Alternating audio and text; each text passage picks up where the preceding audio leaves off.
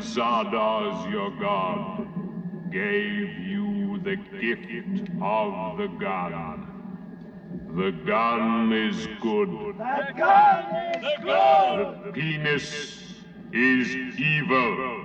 The penis shoots seeds and makes new life to poison the earth with a plague of men, as once it was. But the gun shoots death and purifies the earth of the filth of brutals. Go forth and kill. I am Jeff Arbuckle. Hey, I am Jason Oliver. And we are also Zardoz. We are Zardoz. Yeah, welcome to another episode of Film Seizure. Now this one, oh boy, did I love watching Jason watch this movie. Oh boy. This was a movie that I'd never seen. And I've been dying for this moment. I had known about it. You see the images of Connery and the diaper, the red diaper, and the gun belt and everything. But and the stone head. The stone head, yeah. I think Zardoz is. I knew that this was a bad movie. I didn't know it was this. What kind of bad movie? That it was this pretentiously bad. Yeah, okay. You know what I mean? Yep, I had this picture in my mind of more of an action film. Right? I want you to tell me, okay. Because the whole thing with the guns, you know, like the famous stuff with that, before we get into that, I want you to explain to me totally what you thought this movie was going to be. I don't know that I could totally tell you that. I could tell you that I thought it was going to be more along the lines of like a post-apocalyptic Mad Max kind of thing, like tribes and stuff.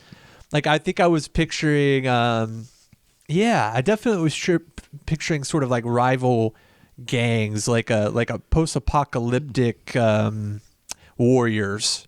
Right? It's kind of what I thought it was. I love that movie. Yeah, right. Well, I mean, that's Mad Max. I was something derivative of Mad Max, I think is what I was expecting. I would love to remake Zardoz. Although this would have been before Mad Max, so that had me intrigued as well, right? It's like, oh my God, did Mad Max rip this movie off? Right. No. It did not. I was not expecting this sort of, I don't even know. I mean, I guess it's definitely has a lot to say, but it's, and you know what it feels like? It feels like what could have been a really pretty good 40-minute episode on the original Star Trek. Oh yeah. Right? Like if Kirk and the crew Kirk and the gang had beamed down to a planet, and it had been these people, and they were beamed right into the middle of this sort of war between the vortex and the brutals, right? Right. Like that would have been a pretty interesting 40-minute episode of Star Trek. And of course, Kirk is getting in that red diaper. Oh, of course. Yeah. He's going to be in the red diaper. He's going to be like mistaken for a brutal and take it into their camp. And he would fuck Charlotte Rampling. And he would fuck everything. Yeah, exactly. Yeah. Yeah, and he would cause all the commotion and bring upon this apocalypse, right? Right. Which is essentially the movie. Right. And that would have been pretty cool. Right. Yeah. In that context. But this movie makes mistake after mistake after mistake. And not the least of such mistakes is Sean Connery's presence in this whole thing. It's so fucking jarring. Like his chest hair is just magnificently there the whole movie. It's like it's coiffed. Yeah. You know, it's like his chest hair got a perm for this movie. And then they use some of it for his ponytail. And there's a lot of the mistakes in this movie were made again by David Lynch in Dune. Right? Like big time. Yeah, with an opening just so, because it's like we've got something that is completely and totally nonsensical. We better film somebody's face explaining something to us. I can't blame Lynch for that, but that is definitely the tacked on intro that happened in Dune happens here, where whoa, we got to give more context. But the problem with that is you give so much context up front without any actual things happening. It's hard to understand. It's hard to absorb it. I would argue it's almost counterproductive. I would argue if you give this movie to, okay, I'm about to say something crazy. All right. Give this movie to a theologian. Yeah. Without that opening scene. Just kick it off with Zardoz's head flying to the people, telling them the gun's good, the penis is bad. Start right there. Boom, right there. Fuck Arthur Frayne. Get him the fuck out of here. Yeah. Give that to a theologian, and I bet they think this has got something to say. Well, I think some people think it does regardless. And I don't think they're totally wrong. No, I agree that this movie makes a lot of attempts. The introduction though is bad. Yeah. Like that from the start, you're off to a bad start because you're signaling too much. That you're signaling that you're signaling goofiness for one. Yeah. You're signaling like an over explanation, which is also a bad sign. You're also trying to say, oh, this movie isn't a real serious look at something. Right. It is a satire. It is not a satire. Oh, well, what does he say? That's the other problem. It's also trying to explain itself in a way that these are the things you should understand. Right. This is what we're trying to attempt to do with this movie, right? By giving you it's terrible, filled with mystery, intrigue, rich in irony, and most satirical. It's hardly any of those things. Like it wants to be all those things. It thinks it's all of those things, and it wants you to think it's all of those things. So right off the bat, it's like we have a turd, but we want to make you think it's more important than it is. Right. And that's bad. That's just bad. Just leave it off. This is a bad. Leave that fucking shit off and just let the audience decide. Right. Yeah. It would be one thing if you put that on the back of the video box. Right. Try to sell it with that. Right. But so this movie begins with a floating head of Arthur Frayne wearing what appears to be some sort of a what do they call those that sheiks wear? Not a turban. It's not a turban. It's a it's like a sun. It's what you wear in the desert to keep the neck from burning in the sun. Yeah. You know what I mean? Like, yeah, it's like anyway. And he's just floating around. Oh, he's like all over the screen. Floating Yeah, around. he's got a drawn-on mustache and beard. Oh God, yeah, Literally drawn on. So the effect looks bad, and his facial hair is drawn on. You're immediately now thinking, well, this is a cheap movie. This movie sucks. You just came in with the big 20th Century Fox logo, right, and the fanfare and all that bullshit, and then this is what you see next. That's bad, man. That's not good. That is not good. It's a bad note. Like, so he comes in and he's like, I am Arthur Frayne. I am also Zardoz. Like, okay, right there, mystery gone. Right. You're about to watch this movie about these things that happen in the future. That's not happened yet, but it could happen. It could happen. This is a cautionary tale filled with intrigue and blah blah blah blah blah. Yeah. And it's like, okay, well, do you not understand why Rod Serling comes in at the beginning of The Twilight Zone and explain that what you're about to see is something that's happening or has happened or might happen or could happen if you take one trip to the Twilight Zone? If you fuck up someplace, this shit's going to happen to you, right? Okay. You can have shit like that, right? Yeah. But Rod Serling's a good writer.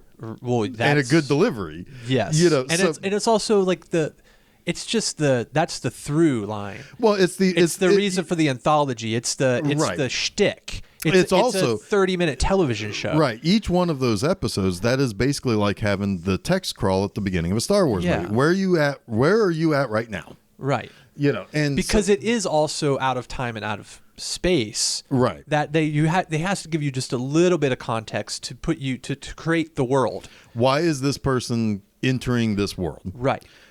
We don't need that in Zardoz. No, you really don't. No. I mean, you know what they don't do at the beginning of Star Trek? this. I mean, they give you the space, the final frontier, all that stuff, but they don't do this. And it's a shame too because the movie, it does have mystery, it does have intrigue. It's a good production. Yeah. It's a bad movie, but it's a good production. And it does unfold at a reasonably competent pace and in a reasonably competent way. It's just what the twists and turns are just, they're like epic eye rolls. Like, I wouldn't call them epic eye rolls. I would call them epic shitting your pants. Well, I mean, we're getting way ahead, but when the big reveal happens, which you already kind of know is bullshit anyway, and you're just kind of along for the ride at that point. But then when they go there, they're like, oh, not only do you know it's this thing, but it's based on this thing you all know, like the most popular movie that was ever made. And it's just so fucking stupid. Right. It's hard. It's hard to take it seriously at that point. Right. Yeah. So the movie begins with a big giant floating head. That's not Arthur Frayne. Right. But it is his... the big giant floating head is my favorite part of this movie. I mean, it looks cool as hell. Yeah, I want that. Yeah. I want a big giant floating. Show me what you got. That's what I want to drive to work in. Just park it. Yeah. Just park on everybody else's cars. And then, or and on then top of the building. Yeah. And then barf guns out. So the big giant flying head is going through the countryside, way the hell out there. Like, basically, it flies for 3 days. That is something that I don't know if you picked up on, but they're 3 days away from where the higher class of people are. Okay. So these brutals, and they constantly are calling these people things and its, and like they're beneath there is a little bit of a classism thing here too, for sure, right? yeah. But anyway, they're basically animals to them. Right, they're beasts of burden. Yeah. Well, and actually, technically, yes, because we find out later that they're tasked to go away from hunting and begin gathering. Yes. And farming. So anyway, so they go out there, and the big head sits down, and these guys in red diapers and the bandoliers come up. And they're like, hey, Zardoz, woo! And he's like, Zardoz says, the gun is good, the penis is bad. The gun cleanses the earth, the penis plants seeds. Yes. And we don't want any more seeds. We don't want any more people. Basically. We don't need more people. Although I question, I don't know what that was. I think that was just some propaganda to get people to shoot other people. But also, you find out that Zardoz has been meticulously planning that only certain people are allowed to breed, and right.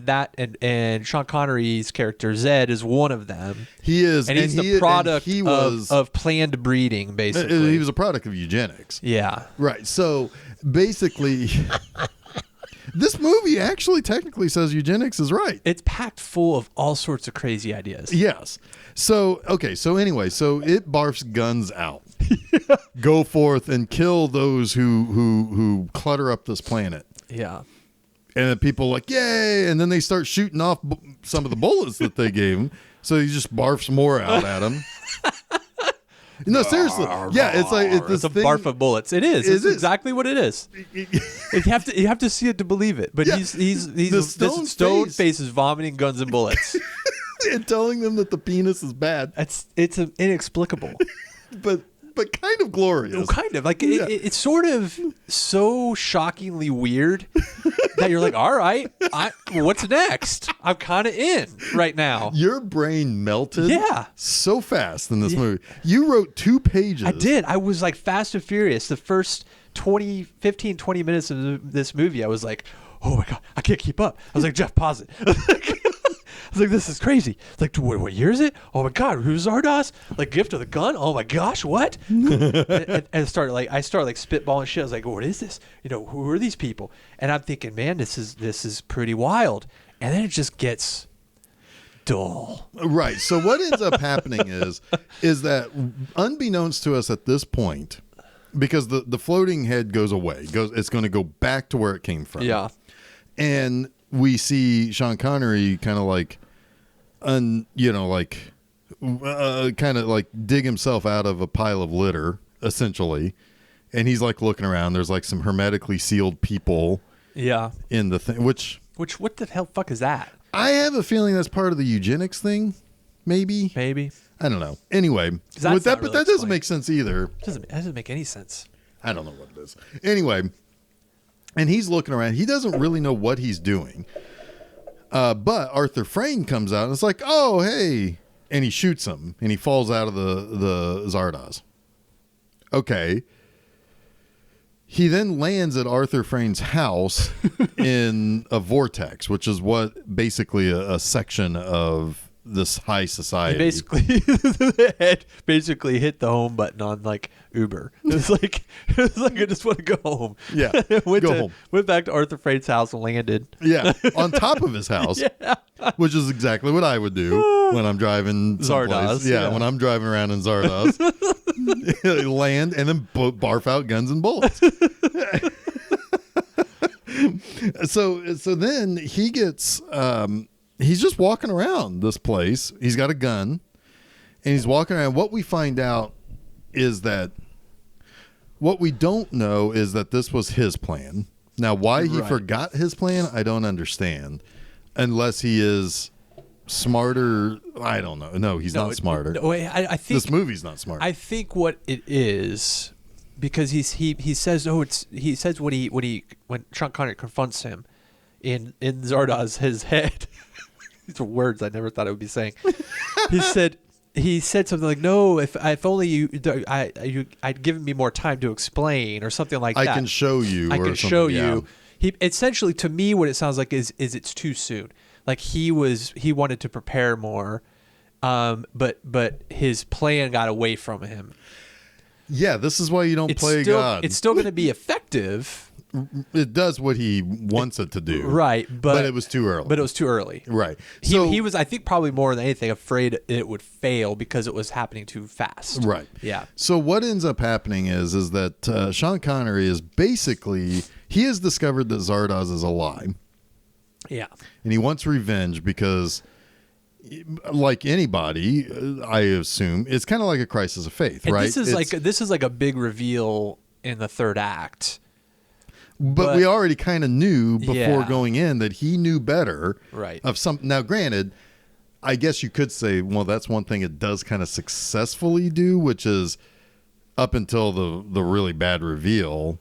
Yeah. There is some decent storytelling. It's like, why is he here? Why do people have reactions to him? Yeah. Why? Yeah. And why is this one guy in particular such a friend to him? Right.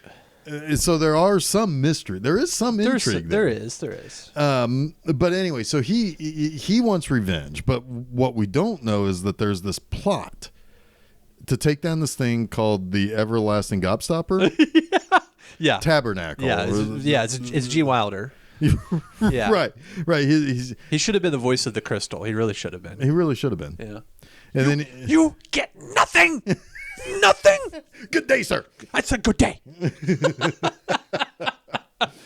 Anyway, so he goes there and he's going to destroy them. But what we don't know is that there are other people in this section who are also conspiring with Arthur Frayne to bring down the system.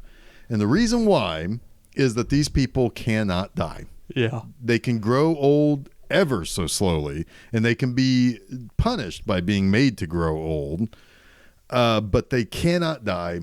And they're kind of split into this three kind of different there's the normal people, whatever. Those are the people who are happy with living forever, and basically are in constant pursuit of knowledge. They also don't believe in having procreation. Right. Then you have the apathetics. The apathetics are people who just kind of mill around like zombies, who are just so bored that they've basically become vegetables. Yeah, they kind of remind me of. I'm going to use this. Because The Good Place, this TV show, ran 3-4 seasons. Funny little sitcom type show, but it tackles the afterlife in a similar way.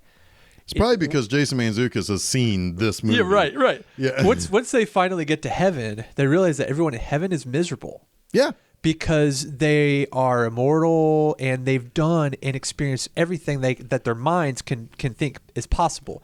So and there's no way out. Right. So they actually have to create a way for them to die, for them to be happy again, even in heaven.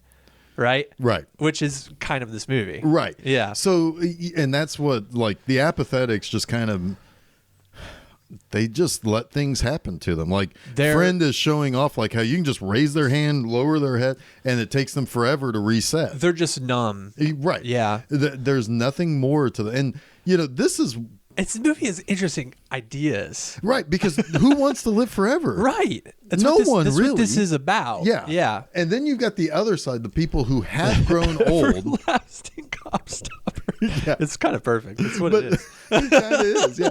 It's a multifaceted gobstopper, just like in the movie. But anyway, so then they have the... Look, a snozzberry. It tastes like snozzberries. Right. So then you have the old people, and the old people are basically condemned to go senile. Yeah. Because they can't die. It's their prison. Their brain is... it is still aging. Right, but it's really slow. So they're essentially damned to live centuries, perhaps, as senile old people. Exactly. Yeah. Until somebody puts them out of their misery so that they can regenerate. Right. So then, and the thing is that how do they be put out of misery is not by just going up to them and shooting them. You can't do that because they don't die from that. They have to be sentenced to death. Yeah. But nobody will sentence somebody to death because the people who run everything can't imagine anybody not wanting to live forever. So that's the question. Like Albert Frame, is that his name? No. What the hell's his name? It's Andy Dufresne. Andy Dufresne. That's it. Zardoz. Right. He gets shot by Sean Connery, Zed, but he doesn't die. He did not die. But they show like him regenerating in like a pouch. I think they made a mistake.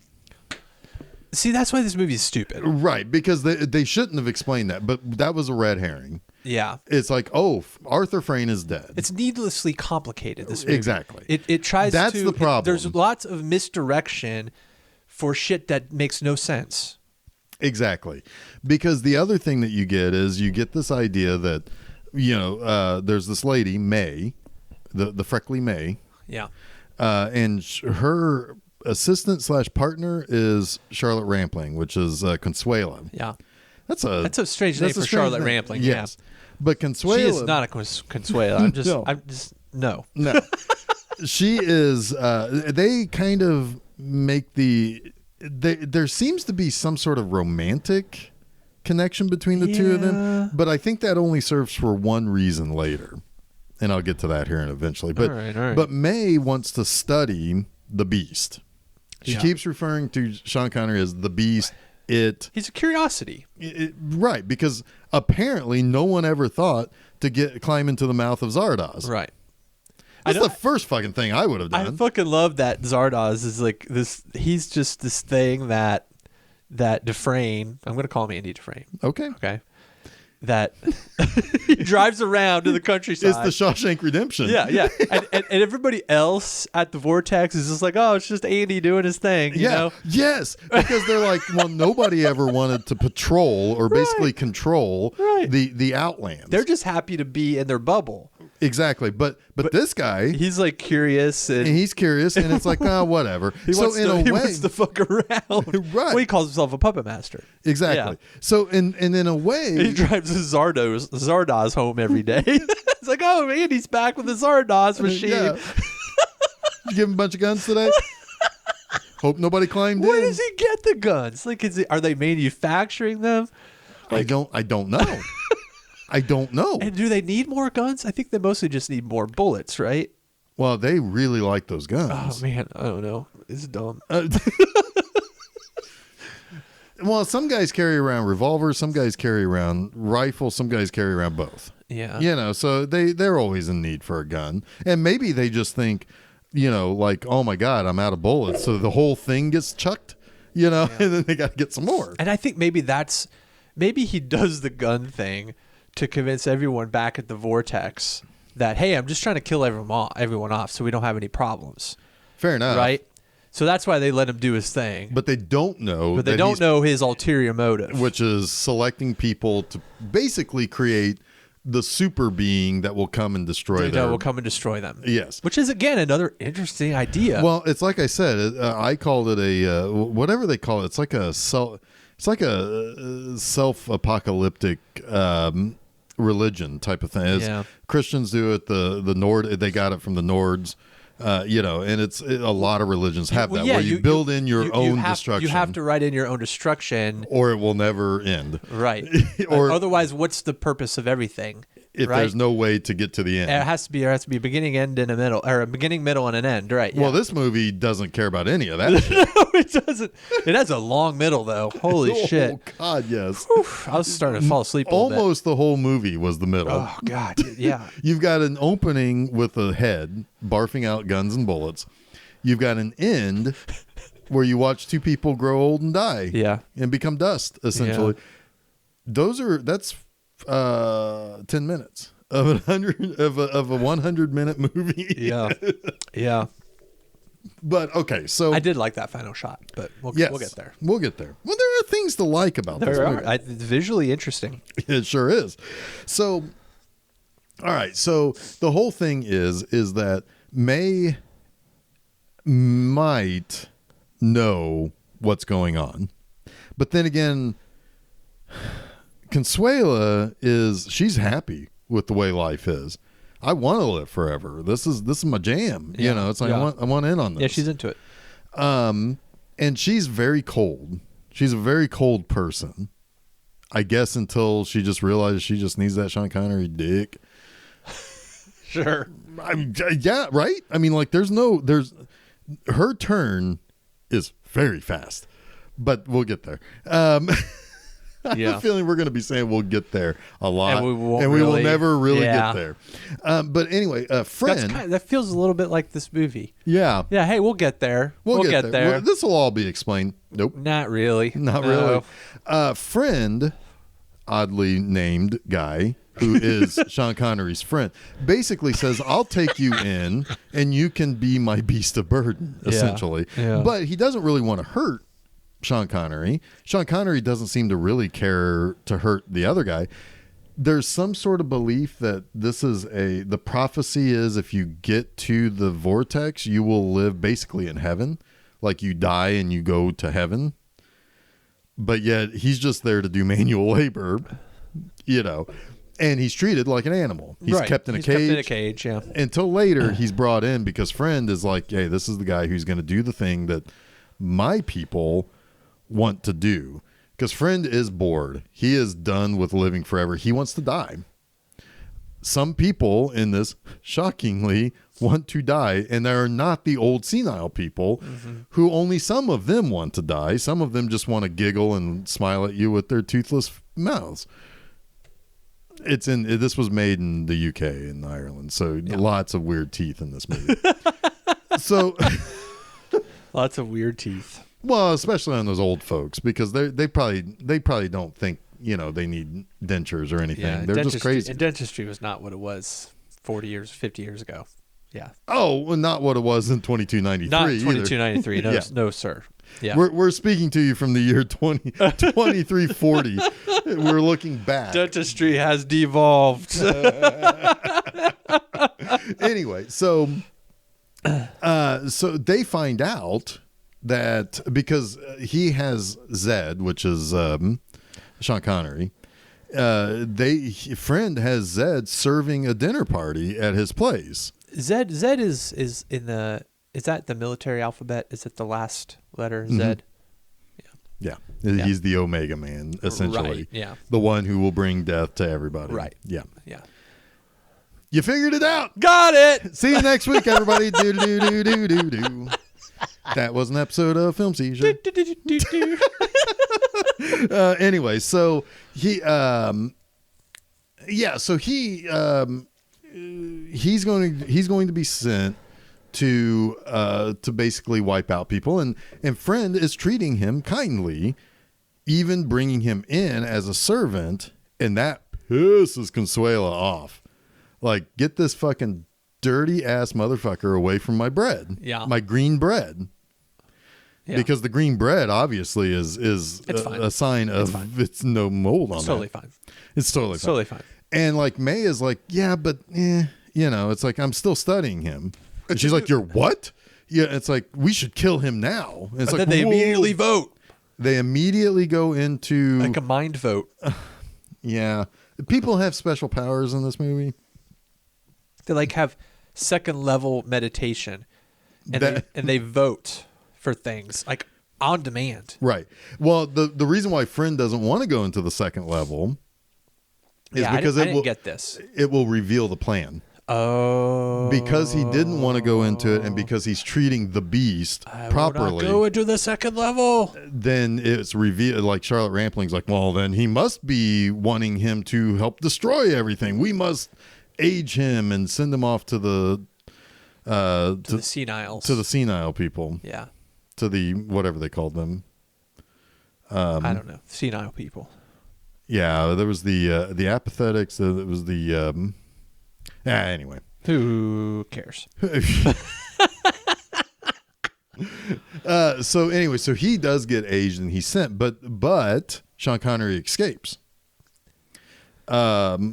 And finds him and basically learns the whole plan. That it's like, 300 years ago or whatever, some scientists discovered how not to die. Yeah. And they decided that they wanted to go to a place of higher learning where they can be around books and statues. But they were too old for some reason. They couldn't live in the new world because they were already too old to live in the tabernacle or with the tabernacle. So they sent them off, but they're still immortal. Yeah, I see you shaking. No, this is a stupid You're stuff. short-circuiting. Yeah, I'm short-circuiting. That to me is just... Right. It was a means to an end. It's like, well, this place only has pretty people and girls who will probably show you their boobs real fast. No bras in this movie. No bras. No full shirts in this place. I mean, God bless the 70s. God bless the 2290s. Yeah. Touche. Yes. Touche. Because Star Trek had some of that shit going on too, and that was the 2260s. Yep. So anyway, that was a centuries-long fad. Yes, it was.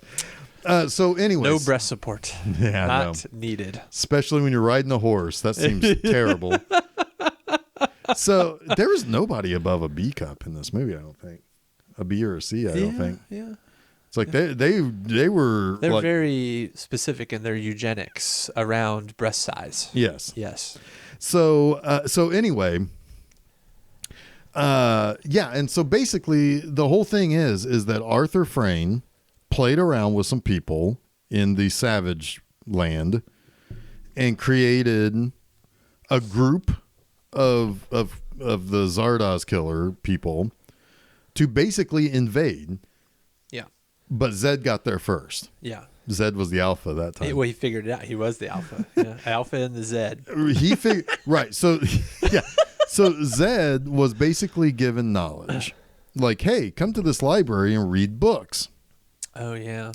And so he did very quickly. How did he said get that knowledge to go to the library. Yeah. He was basically, I think he was like coerced to go down towards a library and to go into the library, and then. They asked him, it's like, so how long did it take you to read every book in the library? Like a couple weeks? Yeah. Yeah, and very quickly. And Andy Dufresne was there. Yep. Showing him exactly which books to read. Yeah.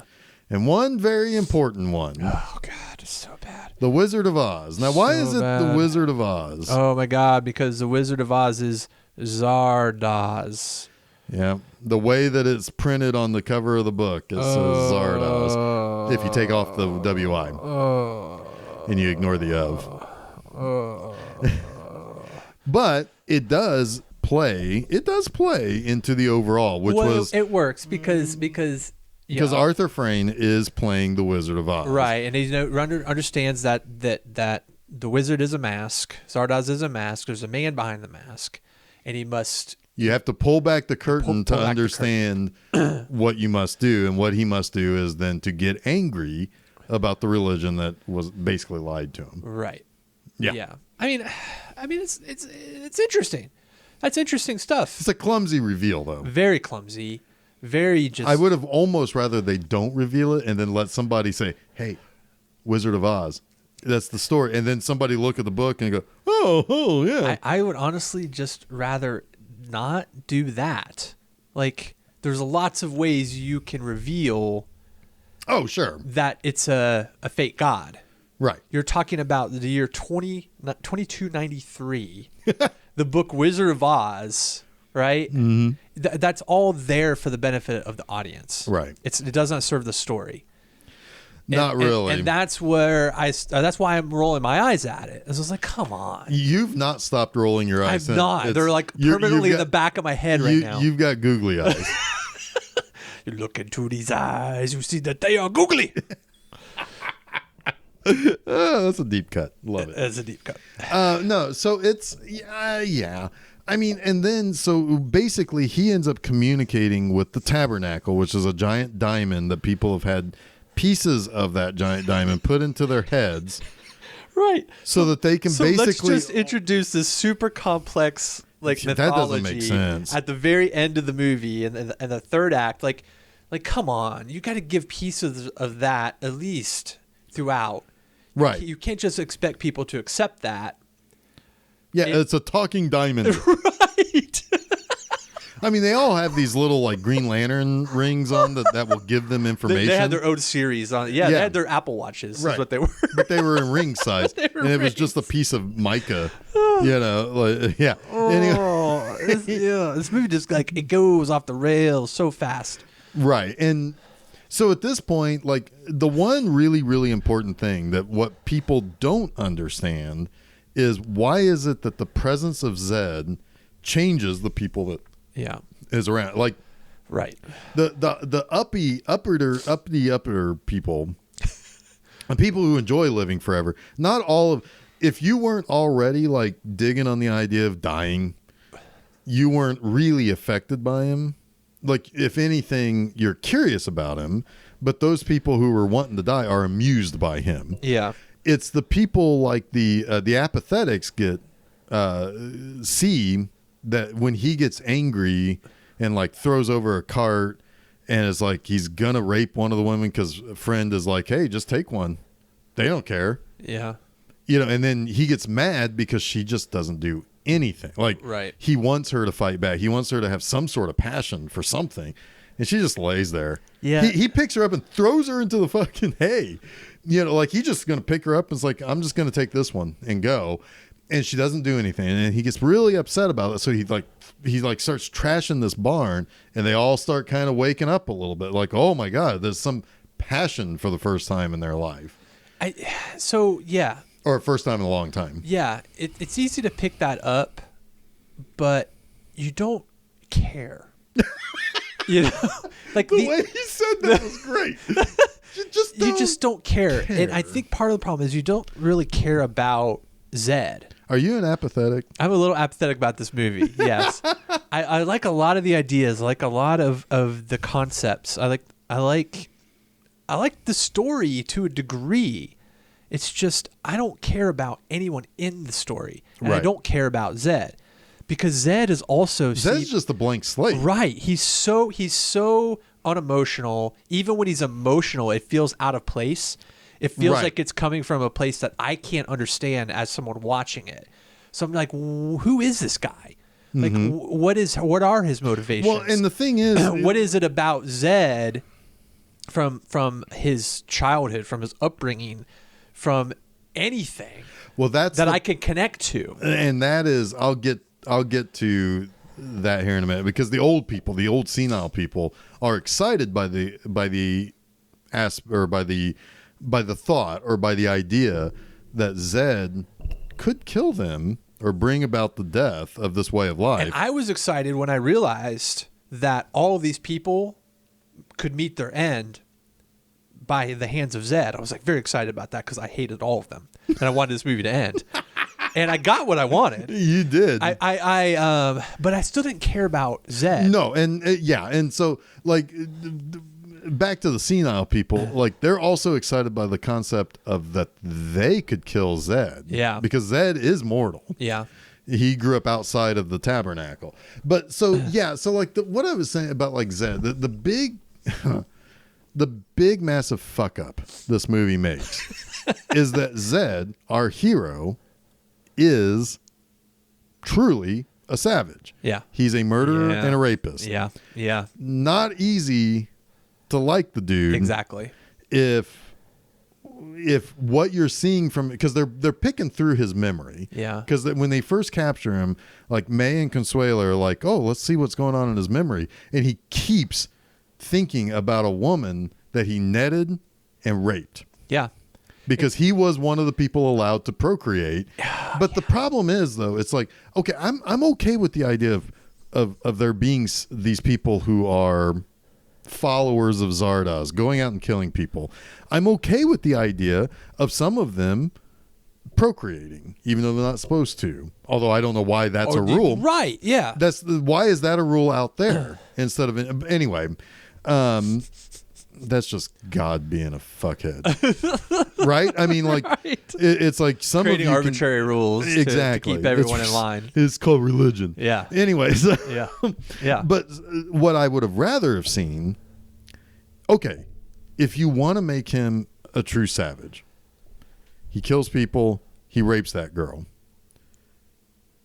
What about if that girl got pregnant and he ended up like actually loving her, stealing away with her so that she can have her baby, kind of taking care of her, like bringing her things. That's a very easy thing to add. He doesn't even have to rape her.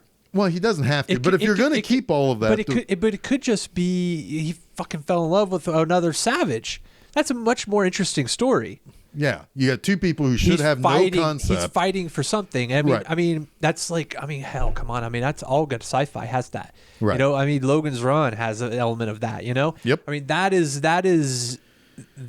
would make this movie much more interesting and a lot more palatable. Sure. Yeah. Well, I mean, and again, I'm not advocating for this movie to keep all the rape. Keep the rape. I know what you're advocating for. But rape. I'm kidding. Or am I? Wow. I know. Wow. Sorry. This Canceled. movie is broken my brain. Yeah. No, but I'm at least advocating for something to come from that shows that he's a human. No, I understand. Because that's there's humanity that's missing in this movie. Right. Yes. Because nobody in this movie is a human. fucking person. Right. Yep. And part of that that's it. You nailed it. Absolutely. Well, and part of that is the fault of the general story, not because of how things play out or lines that they say, but it's like, well, these people can't live anymore or can't die anymore. And by the way, because they've lived so long, they have superpowers now. They're not people anymore. And again, that's why this would make a great 40-minute episode of Star Trek. Right. Because you have people that you care about who would be dropped into the middle of this. Yes. And all the stuff that's happening is interesting. Right. And you can make the determination whether or not you are the person who could destroy the thing, the crystal from space, that's or whatever it would be in Star Trek, to allow these people to die. Would that be something that you can live with? Right. And whose side are you on? Right. Right. That's a fascinating choice. Right. Because you have to see someone who represents you in that story to be invested in it. I mean, I saw some chest hair that I can certainly I see that when I get out of the shower every day. I wear a shirt during the shower and then I take the shirt off after the shower. And I look in the mirror and I'm like, look at that. Still wearing a shirt. Got my shag shirt on. Still wearing a shirt. Yeah. How about that? So no, but last I checked, chest hair is not sentient. So I can't really root for it. So I can't really identify with it, even if I can identify with it. It's not the chest hair is not what's going around shooting people or trying to free them from their mundane lives. It is not. So yes, so right, and like I mean, like think about that Star Trek episode, right? You would have Spock saying like That shit writes itself, man. right, because It's Spock perfect. would be saying it's illogical to want to live forever. Right. Bones, being a doctor, would say, "Why wouldn't you want to to live forever? It's medical perfection. And Kirk is like, "Where the bitch is at?" Right? Like, Yeah. I'm writing that episode right now. CBS All Access, give me a job. It works. Yeah. Absolutely works. So anyway, call it the Zardoz factor. Sounds like a good classic episode name. Anyway, yeah, I mean, again, there are things the production of this movie is actually quite good. There is enough. I love all the shots inside of the Zardoz head. Oh yeah, It looks awesome. yeah. It looks like it's like, why are those people hermetically sealed? Yeah. I didn't care if we ever not got an answer for that, It which we was so- didn't. him digging himself out of the sand, the light shining through The eyes. Oh, that's really cool. The idea that like Arthur Frayn's like looking out through the teeth to see where they're at, and then falling out of the mouth. Yeah, I mean, like, all of that stuff is fascinating. There are fascinating concepts in this movie. It's most satirical. It is not. This movie doesn't know what satire It misses is. humor too. That's the other thing. Yeah. It's trying to be satire, but it's missing the humor in satire. It fucks up the camp Yeah. because there are moments. I mean, Arthur Frayn is a campy character. Yeah. But it fucked it up because Well, nobody else is there to be on the same level as him. It's two extremes. Exactly. Yeah. It's the super smart sci-fi and it's the fucking Batman 1960 Yeah. show. Yeah. It's like It just comes there's off nothing, as goofy. There's nothing in between. It's just too goofy, and you can't grab onto that. Right. You can't see that and find it funny, and also take the serious stuff seriously. Right. And the serious stuff is also goofy as shit. And it's like, well, that's dumb. That's just pretentious. Yeah. Yeah. It's, but I mean, like, again, though, the concepts are there. They really are. I mean, yes, that everybody at some point in their life has the conversation with their buddy. Hey, would you live forever if you could? Yeah. And people have different answers to that. Some people really do. Like, oh, okay, well, you answer that. Would you like to live forever? Well, it's a good question. I think that the natural answer for someone who knows their own mortality, Right. is yes. But with the caveat, I think I also understand to some degree the infinite nature of that. And Yeah. and I've been told enough sci-fi stories. I've heard enough songs, to contemplate if that's really what I would want or not. But if given the choice, immortality or not, I think I would take it. Yeah. Right? Well, I wouldn't. I think I would. I wouldn't for two reasons. One, But I it's well established on the podcast I have a fear of death. So sure. I would not want to watch everybody around me die. yeah, that'd be hard. I don't want to make new friends. Yeah. Yeah. You'd constantly be making new friends. Because if you eventually- can live forever, that means time goes real fast, and you're like burning through those people. You'd in your life. eventually run out of movies too. Eventually. No, I wouldn't. Movies? To watch? Or To watch? To write about? No, to watch. You'd run out eventually. Nah. There's Well, because you only still got to work. I still got to pay fucking rent. Well, not really. I mean, if you're immortal, you'll figure out ways of Sure. making money easy. Okay. Well, the other reason why I wouldn't want to live forever, because it's like, okay, so I take this pill, I can live forever. Yes. Okay. Will my organs still Well, are age? you looking like, all right, so are you trying to get into the genie? Yeah. Like, what's the trick? Where's the trick? What's the trick? Oh, your brain will continue to deteriorate. Or I'm like a Highlander and I have to take to heads take and heads? shit. Yeah. Yeah.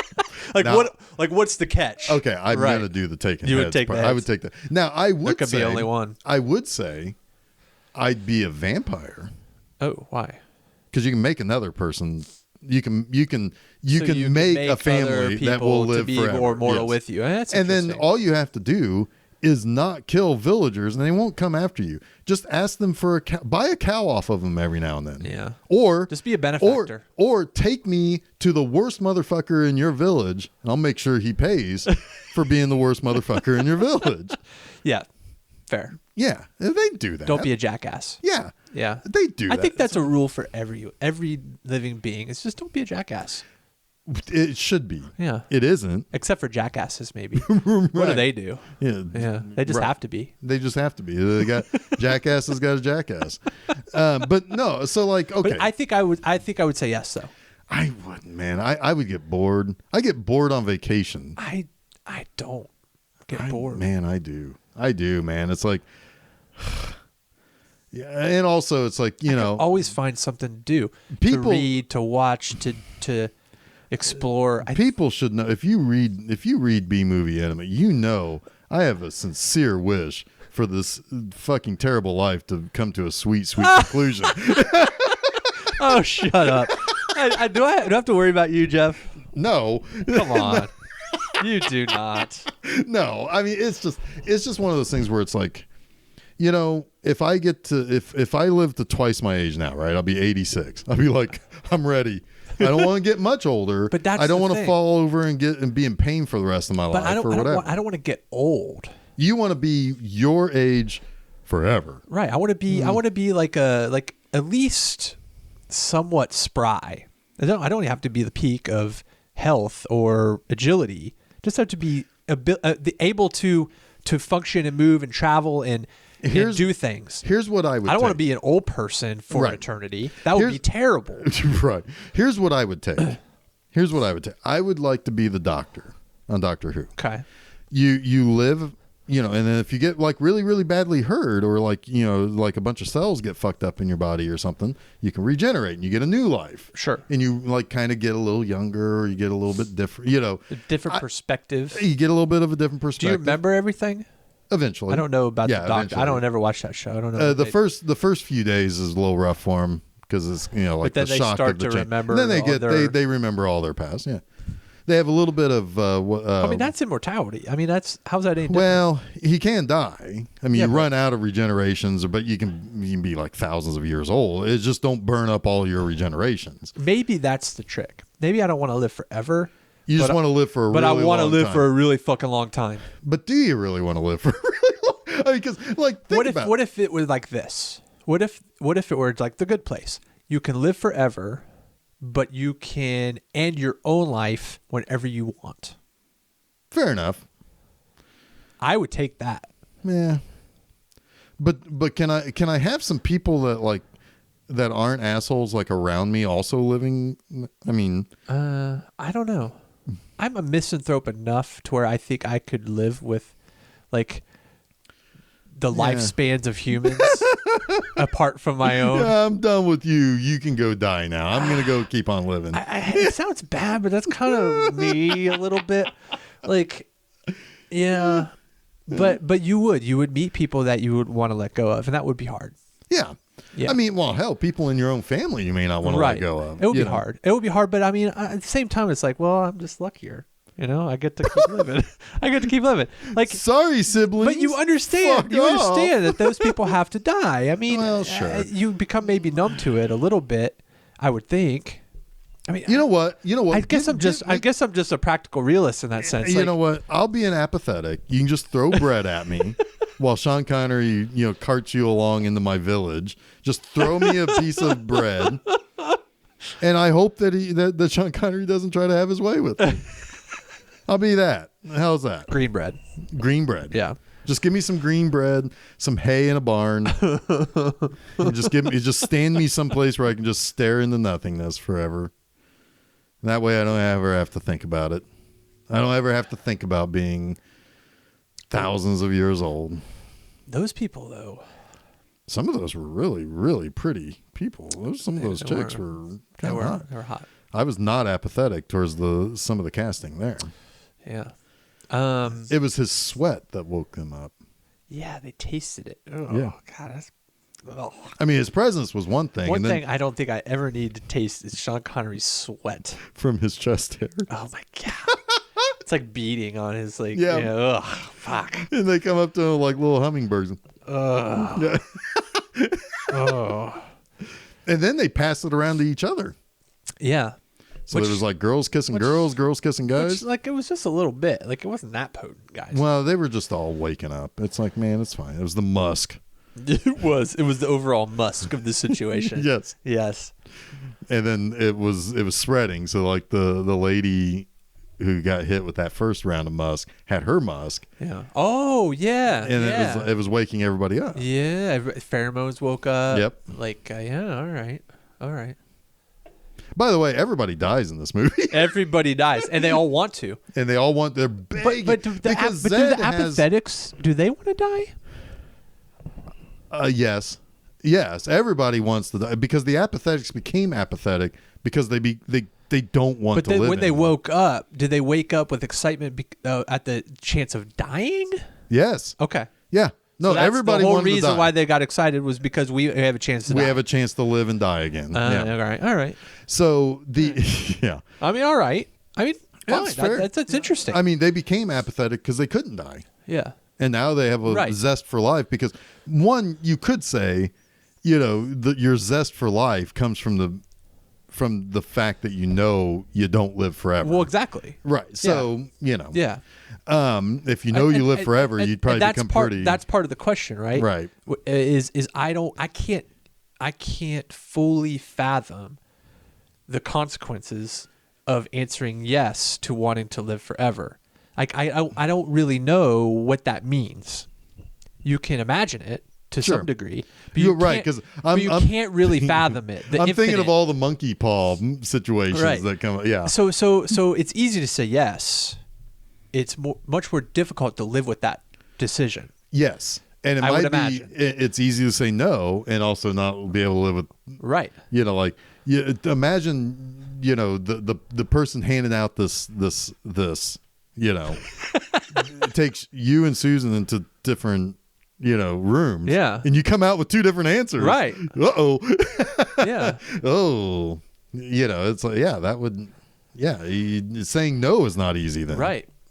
No, yeah. I mean, that's a more interesting idea than this movie, actually. I just want 2 hours of people going into different rooms with different answers. That would be the game show of 2293. Yeah. Oddly enough, it's done by the people on. It's done by the guy from Shock Treatment. Oh. It's kind of weird. The guy who's Dame Edna. Anyway, So let's talk about the end shot. Okay. So basically.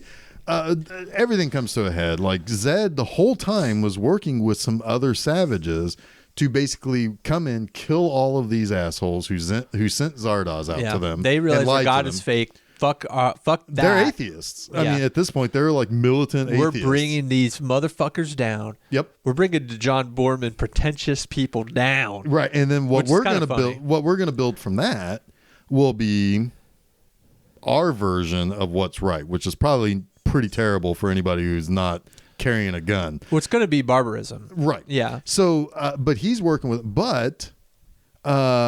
he's changed by the experiences, just like he changed other people, but they come in and wipe everybody. He runs off with Charlotte Rampling, who just one day or just one moment decided, I can't kill you. I want to bone you. I want to ball you all for the rest of our days. Yeah. That was weird. Yeah. And so, they go off and to live inside of Zardoz's fallen head. That fell to earth and cracked open. Yeah. And they're going to live inside Zardoz's head. So what happens? Well, they make a baby. Yes, very quickly. Very quickly. Charlotte Rampling is pregnant. Then she gets very pregnant. And then she gives birth. Yep. And then you get have this shot. family portrait. I actually really like the shot. Yeah. It's in the cave. Zed's gun is hung up behind him. There's a revolver. He's done. Yeah. He's done. He's given that up. And it's a shot of him and Charlotte Rampling looking at the camera with their... First, she's breastfeeding their infant.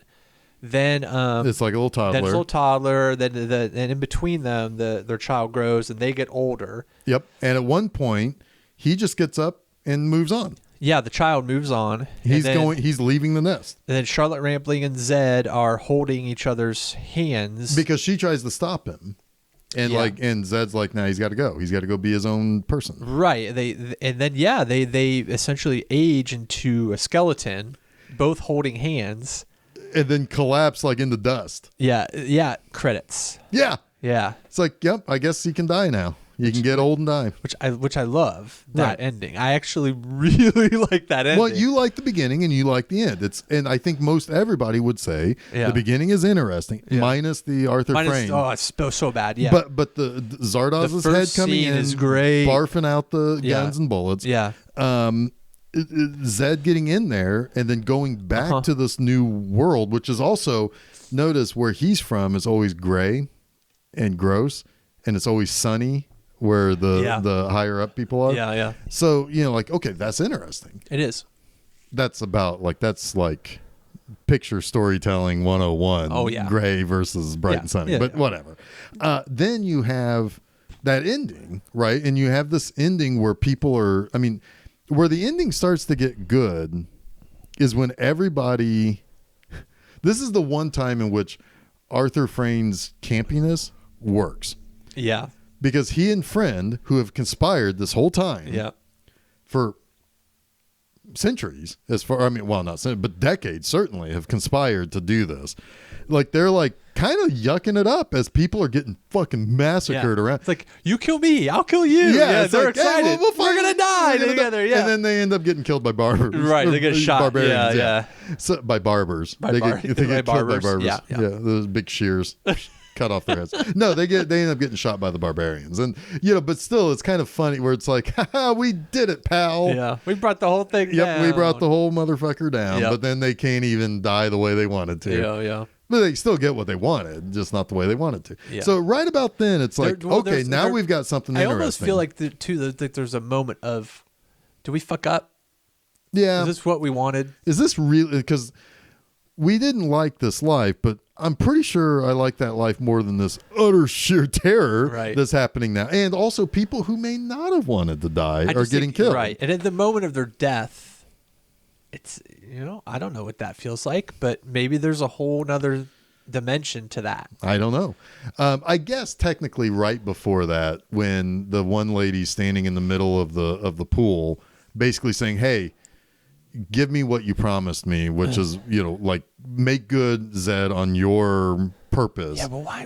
What was that about? It was like this weird ceremony that started to happen. Well, she just wanted to die, doing that. But there was all sorts of weird, like, fucking 70s shit. Well, there were other people coming around because they were begging. They were hoping to also be off. But there were moments of just like the meditation sequences. Oh, like, well, that's weird. It was all like stuff like I was trying to be more. Well, it's that kind of elevated than it should have been. It's that kind of collective consciousness kind of thing that I think. Well, we're all just one with the whatever. It was very hippy dippy stuff happening. But this moment though does serve as a really good moment for Zed though, because Zed is like, all right, yeah, okay, I did promise I would be the one who would kill you, lady, on top of the fountain in the pool. That's okay.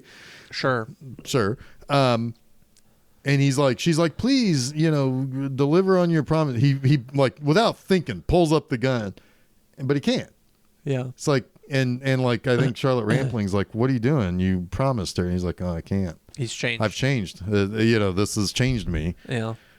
Realizing that there's more to everything. Like, well, he's found his humanity finally. Yeah. I mean, yeah. And maybe finding the humanity in like, in a way, he's doing it by killing people, but he doesn't want to be the hand that kills the people. He just wants to give people their freedom to die. Right. I guess that's the point. I think he's left brutalism behind. Yeah. But he also recognizes the value of life, right? And he wants to live a life. And that's what the end scene signifies, that he was able to live a full life in relative happiness, which is, it's a happy ending. It's a weird ending where the two people that you, I guess, are supposed to root for, because I don't know why, like, Charlotte Rampling, I guess the only reason why you're wanting to root for her is because she's pretty. Right. Right. Yeah, I mean, like, there's no real. Her character's so vapid. Yeah. Right. She's too thin. There's not there. Right. There's not like, much there. She just wants to live forever. May is the interesting one. Yeah, she is. Because she may be in on all of this, but then also has to hide from it and punish Friend. But she wants to unlock what Zed knows to see, is he the one that we were waiting for? Right. Yeah. And which, because then he takes a nap on her boobs, and like that pisses Charlotte Rampling off. Right. Bestiality, she calls it.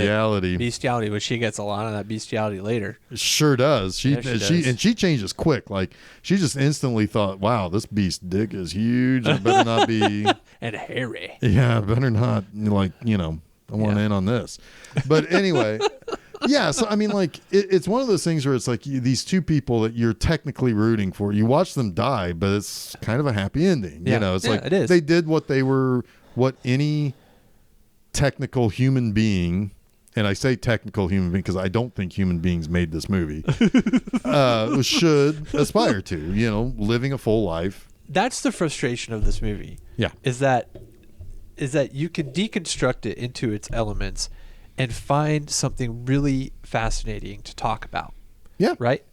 I mean, there are interesting sci-fi concepts here. Oh, yeah. This is high sci-fi. Yeah. But it's just done very clunky. But it's very clunky. Nothing really ever comes together in a way that you feel anything emotionally. This is like it's so detached from actual humanity that it's difficult to connect to. And it's also trying to study humanity. It's very clinical in that respect. And it's one of those movies where this is the type of sci-fi kind of like, it's like, imagine this kind of world, imagine this, think about things from this perspective of like, people lie in the church lies, but you're getting it told to you by a guy who is, you don't know them, you don't know this person. He showed up at your party because he knows somebody that you know.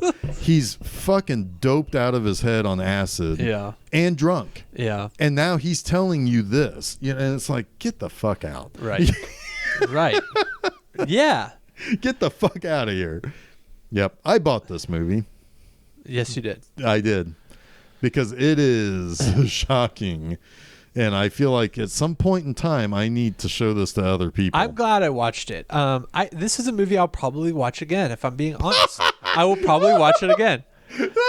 You tasted Zed's sweat. I did. I tasted his sweat. I've been awoken from an apathetic. I think the reason I watch it again is I don't know. Maybe I won't. I don't know. It's hard to say. I feel like I don't know what more I can juice from this. Well, there are some things where, like, imagine. But I feel like from a storytelling standpoint, like the structure of the story, I'm intrigued to watch it again to understand some of the decisions that were made while the movie was being edited. I think there are three things that you might get out of this. One, watch the movie with either your finger on the fast forward for some of those really long, like, what's the point of this? Right. Like, there's like a fucking 40 I get it. There's like a 45-minute scene of him learning things just being projected on a naked chick's body. Yeah. I'm into that. Yeah. But it's boring after a while. It is. Number two, you might get something out of reading some sort of like educated, like, deep dive into this movie, sort of like thesis paper, or a deconstruction of it. Yeah. Oh yeah, sure. The third thing you might like is the like, if you got a disc version of it and you got the commentary. Yeah. Because John Boorman is there to say this is a mistake. This isn't a mistake. I would like to hear that. Right. I mean, like, he's like, from what I understand, he has no problem saying, I made a mistake here. I would be interested to hear that. And I would be interested if to have John Boorman talk about this movie and explain his process, because again, I think that there is something here. There is interesting ideas, and I could kind of see and understand a creative person like him think I have this idea for this movie, and it's probably perfect in his brain. Yeah.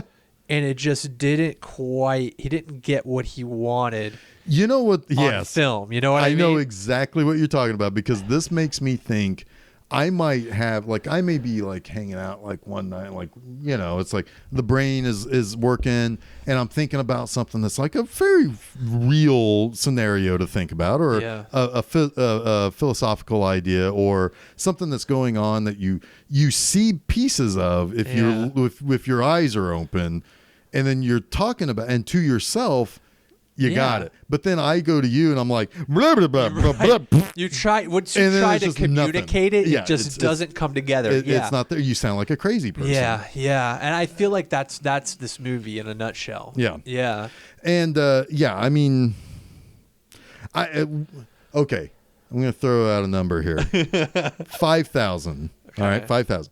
Over under, there are 5,000 people who think that this movie is one of the best movies ever made. I don't know the answer to this, but what do you, like, pretentious film school film snobs? I mean, I gotta go under. I would have hope. to go under. I would hope. I mean, hope springs eternal.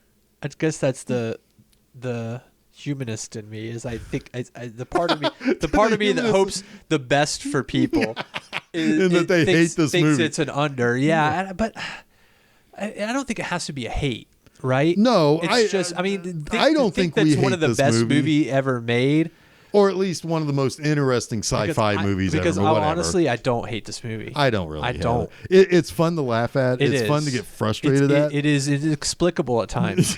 But I don't hate watching this movie. You watch this movie is great. It was an interesting watch. And that's something about it as well. But best sci-fi movie, like one of the best ever? No, under 5,000. I can't imagine it either. But I can imagine somebody out there being like, well, actually, this means this and this that. Channel 4, like they came out not that long ago with I saw this on Wiki about like it's deserving of reappraisal. And that it's I don't know what their quote was, but it was basically along those lines of one of the best sci-fi movies ever made. Yeah. Well, 2001, this ain't right. But this is right. It's like Ford versus fucking Ferrari, right?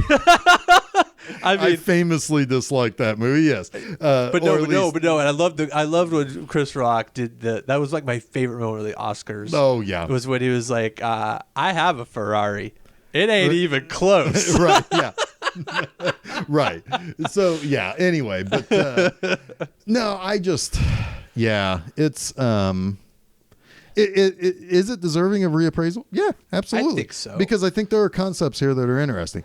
I would like to see a different cut of this movie that's a little snappier. Instead of an hour and 45 minutes or 42 minutes or whatever, bring it down to an hour and a half. I actually think you can remake this movie. This is the type of stuff you should remake. Yeah. You can. There is something here. You could bring a really, really good. I mean. Yeah, and the other thing you could do is you don't even have to set it 300 years into the future. In some ways, you could set it sooner than that. In some ways, this movie is Prometheus as well. Like it is a little bit. I don't like that movie. Prometheus fumbled the ball too. but it is the same idea. Sure. There is absolutely an opportunity to make this movie and make it right. HBO. You did this for Westworld. Yeah. You can make a Zardoz TV show that's fascinating. It is kind of Westworld. that also extends beyond that. Like, because Westworld is a fun movie, but apparently this HBO show is like a whole different level of it. It is. And, like the original Battlestar Galactica versus the new. Yeah. It's a whole different, hey, you had the pieces. It could be done. Let us reassemble it. It could be done. It could be done. Yep. Yeah. Yep. Well, that's what we're going to be working on. Look out for our Kickstarter where we remake Zardoz. I'll make all the money. Also, if you are an actress that don't mind, we can apply. You can apply. We'll take a look. We should mention that this month's theme Yes. is a little bit muddled.